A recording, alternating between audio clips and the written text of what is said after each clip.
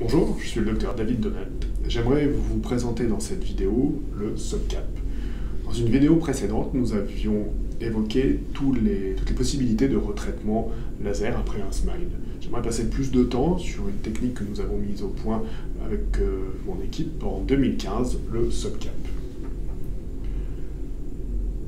Il existe donc plusieurs possibilités pour retraiter le smile, soit la PKR, soit le Circle, soit le LASIK, ou, ce qui nous concerne aujourd'hui, la technique SubCap Lenticle Extraction.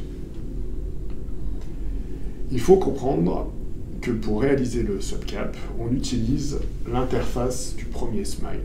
Rapidement, le smile découpe dans la cornée un premier lenticule inférieur, un lenticule supérieur et un side cut circulaire, ainsi qu'une incision pour retirer le lenticule.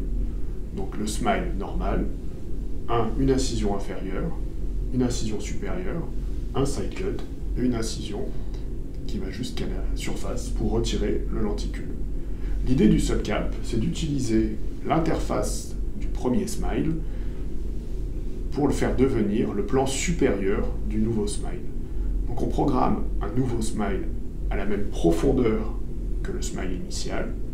Le laser va découper un nouveau lenticule profond, un nouveau side cut circulaire, et le laser s'arrête là, puisque ce side cut rejoint l'interface créée par le premier smile.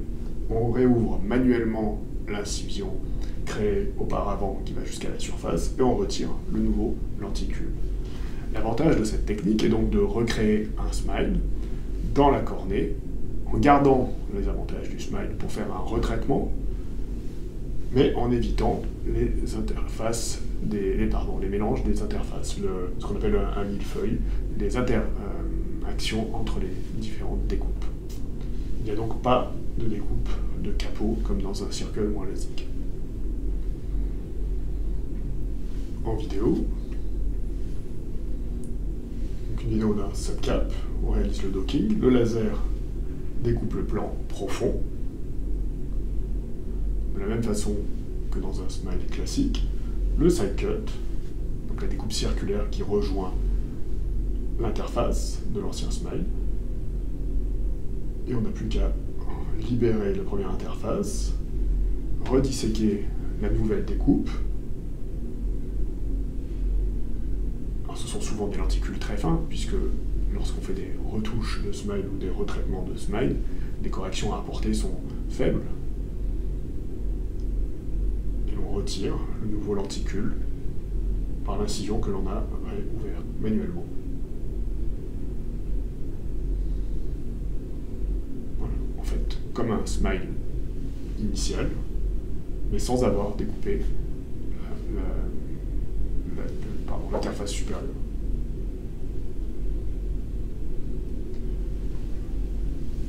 Les paramètres de traitement, globalement, l'épaisseur minimum est entre 15 et 30 microns, et les lenticules mesurent autour de 50 micromètres, donc des lenticules assez fins. Les diamètres sont variables de 6 à 7 mm en fonction du traitement premier.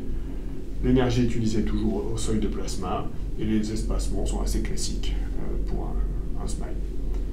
Analyse de la qualité visuelle et optique. Les données préopératoires. Sur cette étude, on a rassemblé 15 patients. L'équivalence sphérique du retraitement était de moins 0,87, donc c'est la myopie à corriger par ce nouveau traitement. L'astigmatisme autour de 0,50 dioptrie. Les résultats concernant la acuité visuelle non corrigée, donc le résultat post-opératoire sans correction. On voit que tous les patients récupèrent 6 à 8 dixièmes. Un patient récupère 6 dixièmes, moins de 6 dixièmes, pardon. Non, excusez-moi. Tous les patients récupèrent de 10 à 8 dixièmes. Un patient n'a récupéré que 6 dixièmes. Nous verrons à la fin pourquoi. Concernant la sécurité est bonne, il n'y a pas de perte de ligne significative. Tous les patients gardent leur meilleure acuité visuelle corrigée, identique avant le retraitement par SubCap. Sur l'équivalence sphérique, on pourrait voir une légère tendance au traitement hypermétropique, mais c'était notre target choisi, parce que si l'on regarde l'attendu obtenu, tous les patients sont entre plus ou moins 0,50 dioptries. Donc l'efficacité du subcap est assez prédictible.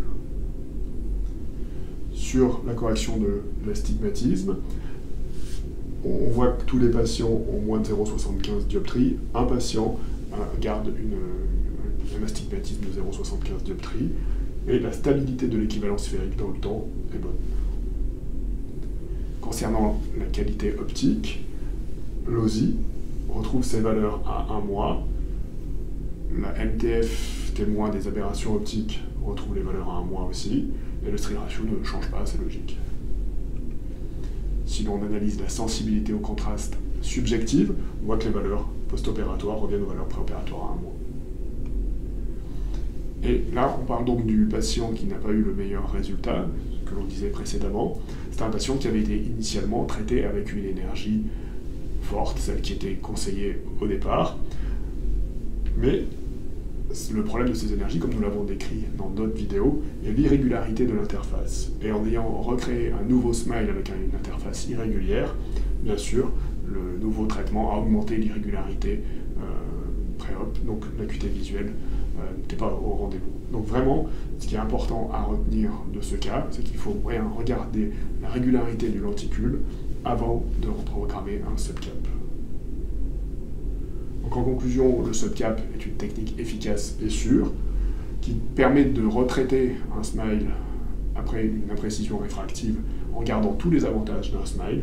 Par contre, bien éviter d'utiliser cette technique si le traitement premier a été à haute énergie. Donc bien vérifier la régularité de l'interface avant d'utiliser le subcap. Je vous remercie pour votre attention.